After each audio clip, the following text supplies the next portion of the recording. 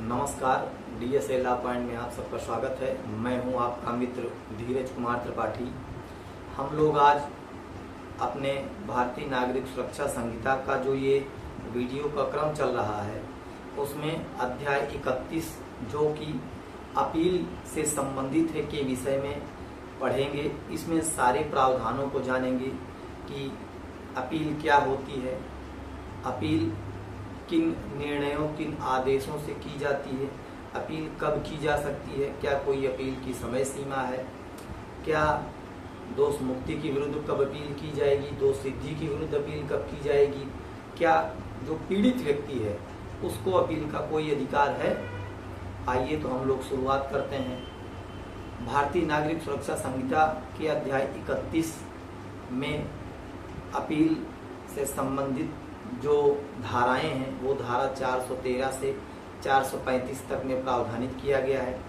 जिसमें धारा 413 कहती है कि जब तक अन्यथा उपबंधित न हो किसी अपील का न होना। अर्थात इसका स्पष्ट सा मतलब यह है कि जिस भी निर्णय या आदेश के विरुद्ध इस भारतीय नागरिक सुरक्षा संहिता या किसी अन्य संहिता विधि जो बनाई गई है, जैसे SC/ST act, POCSO act, arms act, तो उन सब के भी कोई ऐसे आदेश या जो भारतीय नागरिक सुरक्षा संहिता में दिया गया है कि इन आदेशों के विरुद्ध जा सकते हैं, तो उनके सिवाय कोई अपील मतलब अपील आप ऊपर नहीं कर सकते हैं। क्योंकि अपील का जो प्रावधान होता है वो आपको संविधि प्रदत्त अधिकार है, मतलब एक स्टैट्यूटरी राइट है। यदि वहां लिखा है कि आप इस आदेश से अपील कर सकते हैं तो ही अपील कर सकते हैं, अन्यथा नहीं। अन्यथा आपके पास जो दूसरे उपचार होते हैं उनका प्रयोग किया जा सकता है, जैसे कि पुनरीक्षण, रिवीजन, या फिर 482 CRPC, या फिर भारतीय नागरिक सुरक्षा संहिता की 528, या फिर रिट के माध्यमों से अपना उपचार प्राप्त करने के लिए अन्य ऊपरी न्यायालय में जा सकते हैं। इसी में धारा 413 में ही एक बात की गई है कि जो पीड़ित व्यक्ति है वो किन दशाओं में जा सकता है। तो पीड़ित जब किसी अभियुक्त को, जो किसी अपराध का अभियुक्त है, वह दोषमुक्त हो जाता है, दोषमुक्त हो जाता है, या उसे कम अपराध दिया जाता है, या फिर उसे कोई अपर्याप्त प्रतिकर दिया गया हो, या फिर उसके जो भी इस तरीके से हैं, जैसे दोष मुक्ति हो गई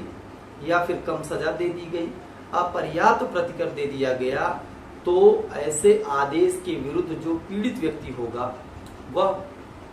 ऊपरी न्यायालय में दोष मुक्ति को दोष सिद्धि में बदलने के लिए, कम जुर्माने को अत्यधिक जुर्माने में बदलने के लिए, या फिर जो कम अपराध में सजा दी गई है उसको बढ़ाने के लिए, जैसे कम से कम उसे इसमें 10 साल की सजा होनी चाहिए थी, कठोर कारावास होना चाहिए था लूट में, डकैती में, लेकिन उसे न्यायालय ने कम कारावास की सजा दे दिया है, 7 साल दे दिया है, 8 साल दे दिया गया है। तो उसे बढ़ाने के लिए पीड़ित व्यक्ति न्यायालय के उस आदेश से ऊपरी न्यायालय में जा करके उसके विरुद्ध अपील कर सकता है कि ऐसे अभियुक्त को दंडादेश बढ़ाया जाए। अब धारा 414 बताती है कि ऐसा कोई व्यक्ति जो कि शांति कायम रखने के लिए या फिर सदाचार के लिए प्रतिभूति अपेक्षित है, तो उससे यदि वह इनकार करता है या फिर उसे अस्वीकार करता है तो उन आदेशों से कैसे अपीलें की जाएंगी। तो परिशांति कायम रखने के लिए दिया गया है कि धारा 136 और सदाचार के लिए धारा 140। तो जो उस आदेश से व्यथित व्यक्ति होगा, अर्थात चाहे वह सरकार का पक्ष है वो, या फिर जो उससे मतलब अभियुक्त है, तो दोनों जो है 414 का प्रयोग कर सकते हैं। तो सबसे पहला है इसे कि जिसे परिशांति कायम रखने के लिए या फिर सदाचार के लिए प्रतिभूति देने की अपेक्षा धारा 136 में की गई है, आदेश दिया गया है, या फिर धारा 140 के अधीन प्रतिभू को स्वीकार करने के लिए या स्वीकार करने का आदेश दिया गया है, सेशन न्यायालय में ऐसे आदेश के विरुद्ध अपील कर सकता है। ऐसा कोई पीड़ित व्यक्ति जो परिशांति या सदाचार से सब कोई आदेश उसके विरुद्ध किया गया है, तो उसके विरुद्ध वह अपील कहाँ करेगा वह सेशन न्यायालय में। संहिता में, भारतीय नागरिक सुरक्षा संहिता की धारा 414 में स्पष्ट रूप से प्रावधानित किया गया है कि ऐसा व्यक्ति सेशन न्यायालय में ऐसे आदेश के विरुद्ध अपील कर सकता है। अब अपील सेशन न्यायालय में करेगा क्यों? क्योंकि जो ऐसा आदेश करते हैं परिशांति कायम रखने के लिए या सदाचार के लिए, वो या तो कार्यपालक मजिस्ट्रेट होते हैं या फिर न्यायिक मजिस्ट्रेट होते हैं।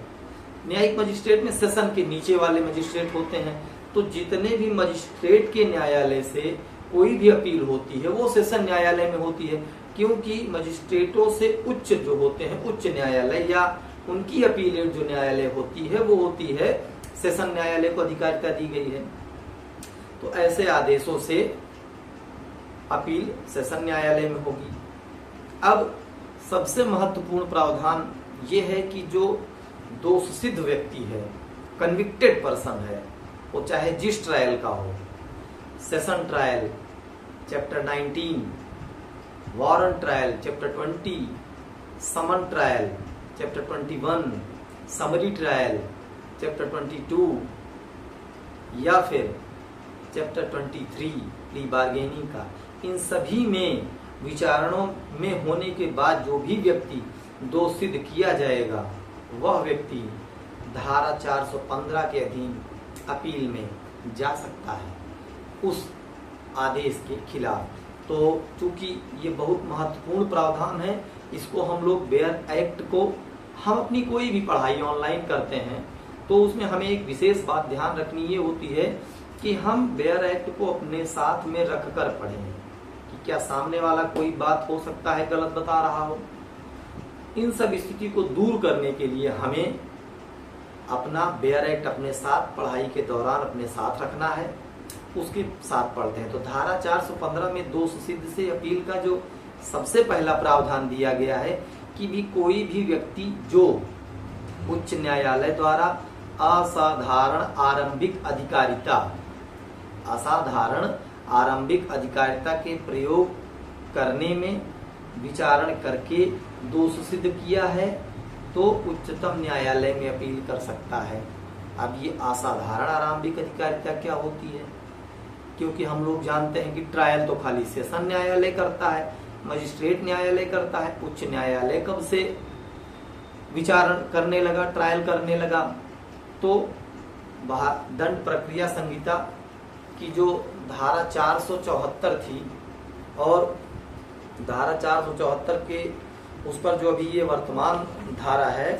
ये 500, एक सेकंड मैं आपको बता रहा हूँ कितना होगा, ये 520 इसमें असाधारण आरंभिक अधिकारिता का प्रयोग उच्च न्यायालय करती है। करती कैसे है वो मैं आपको एक मिनट बस बेयर एक्ट से आपको बता रहा हूँ कि इसमें असाधारण आरंभिक अधिकारिता से वो उसको प्रयोग करती कैसे है। उच्च न्यायालय के समक्ष विचारण, धारा 520 भारतीय नागरिक सुरक्षा संहिता, इसको आप जब दोष सिद्धि से अपील का प्रावधान पढ़ेंगे उसमें इस धारा को जरूर पढ़िए। दिया क्या गया है कि जब किसी अपराध का विचारण उच्च न्यायालय द्वारा धारा 447 के अधीन न करके अन्यथा किया जाता है, धारा 447 के अधीन न करके अन्यथा किया जाता है, 447 के अधीन मतलब कि अंतरित करने की शक्ति के अधीन, ट्रांसफर करने के शक्ति के अधीन, तब उसमें वैसे ही प्रक्रिया का अनुपालन करेगा जैसे कि सेशन न्यायालय अनुपालन करता है, उस मामले में विचारण किया जाता है। अर्थात जो भी विचारण हाई कोर्ट करेगा वो जैसे ही सेशन न्यायालय करता है उस तरीके से करेगा तथा उसमें प्रक्रिया भी सेशन न्यायालय की उपयोग करेगा। अब ये होता क्या है, कुछ मामले ऐसे होते हैं जैसे कि उसे सेशन न्यायालय विचारण करता रहता है, उसको किसी अन्य न्यायालय में ट्रांसफर न करके सीधे अपने पास मंगा लेता है अपनी इनहेरेंट पावर को यूज करके। जैसे धारा 529, क्योंकि 528 में तो दिया गया है कि उसके पास अंतर्निहित शक्ति है, उसमें भी, या तो फिर 529 में चूंकि वो उसके जो निचले न्यायालय हैं उन पे सभी पे वो अधीक्षण अपनी सुपरिटेंडेंस रखता है कि क्या वो कोई सही से काम कर रहे हैं, विचारण कर रहे हैं या नहीं, तो उसे वो सीधे अपने पास मंगा सकता है। जब वो अपने पास मंगा लेगा तो मंगाने के बाद उसका जो विचारण करेगा वो करेगा सेशन न्यायालय के हिसाब से। तो अब यदि उच्च न्यायालय आरंभिक अधिकारिता में, अपने असाधारण आरंभिक अधिकारिता में कोई विचारण किया है तो उसके आदेश से जो अपील होगी वो उच्चतम न्यायालय में होगी, सुप्रीम कोर्ट में होगी, तथा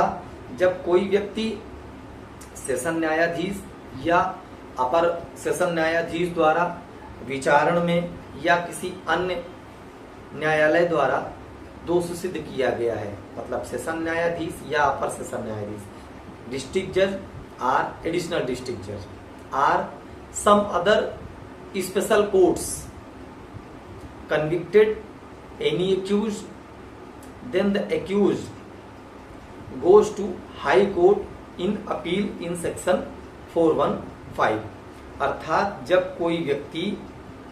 विचारण में सेशन न्यायाधीश या अपर सेशन न्यायाधीश या किसी अन्य न्यायालय द्वारा दोष सिद्ध किया गया है जिसमें उसे 7 वर्ष से अधिक के कारावास दिया गया है, तब ऐसे व्यक्ति जो है, ऐसा अभियुक्त जो है, वह उच्च न्यायालय में अपील कर सकता है। अब उपधारा 3 जो कहती है वो ये कहती है कि जो मजिस्ट्रेट के न्यायालय हैं, तो मजिस्ट्रेट के न्यायालय में प्रथम वर्ग मजिस्ट्रेट या द्वितीय वर्ग मजिस्ट्रेट द्वारा विचारण में किसी व्यक्ति को दोष सिद्ध किया गया है या जो धारा 364 के अधीन दंडाधिस्त किया गया। तो धारा 364 क्या है कि जब मजिस्ट्रेट पर्याप्त कठोर दंड नहीं दे सकता है,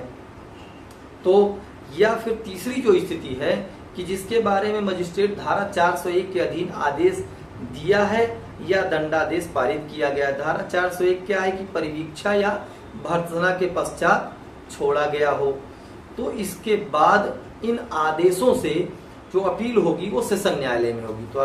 कोई भी व्यक्ति प्रथम वर्ग या द्वितीय वर्ग मजिस्ट्रेट के किसी भी दोष सिद्धि के आदेश से या फिर ऐसा आदेश जो मजिस्ट्रेट जब पर्याप्त कठोर दंड नहीं दे सकता है उसमें दिया गया है या फिर परिवीक्षा के बाद या भर्त्सना के पश्चात वह छोड़ा गया है, तो इन सब दंडादेशों से वह सेशन न्यायालय में अपील कर सकता है। लेकिन एक बहुत महत्वपूर्ण बात इसमें धारा 415 की उपधारा 4 में जोड़ी गई है, वो ये कहती है कि जब भी कोई मामला भारतीय न्याय संहिता या फिर भारतीय दंड संहिता में के अधीन महिला से संबंधित, जो कि रेप के मामलों से संबंधित हो, के अधीन पारित किसी कारावास के विरुद्ध फाइल की गई अपील उस न्यायालय द्वारा 6 मास के भीतर अपील की तारीख से निपटाई जाएगी। अर्थात जो भी अपील एक न्यायालय है, जिस भी न्यायालय में ऐसी अपील का आवेदन किया गया है अपील दाखिल होने के दिनांक से, यदि वह भारतीय न्याय संहिता में रेप से संबंधित मामला है तो उसे उस अपील का निपटारा करने के लिए 6 महीने के अंदर निपटाया जाएगा। तो दोस्तों, आज हम लोगों ने अपील में धारा 413, धारा 414 और धारा 415 अर्थात इसमें कि अपील क्या है, अपील का अधिकार क्या है, कब आप इसका प्रयोग कर सकते हैं, परिशांति कायम रखने और सदाचार पर जो प्रतिभूति स्वीकार या अस्वीकार करने वाले आदेश हैं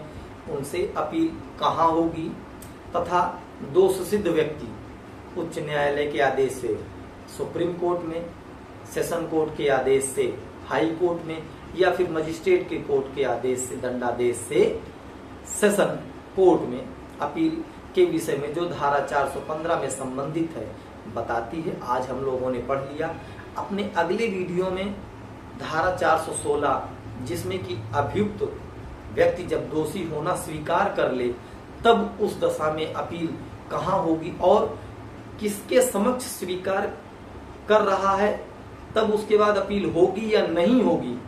मजिस्ट्रेट के समक्ष स्वीकार किया या फिर सेशन न्यायालय में स्वीकार किया या फिर हाई कोर्ट में स्वीकार किया, उन आदेशों से अपील कहाँ होगी, इसके विषय में हम लोग अपने अगले वीडियो में पढ़ेंगे।